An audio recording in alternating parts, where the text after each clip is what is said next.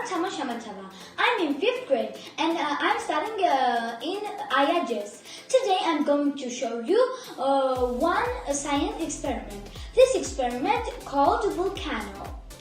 For this experiment we will need vinegar, baking soda, glass and spoon. Now let's get started. First we need to pour some baking soda in glass.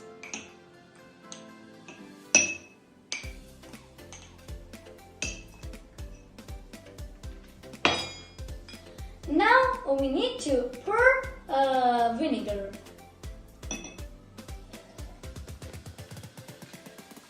Wow!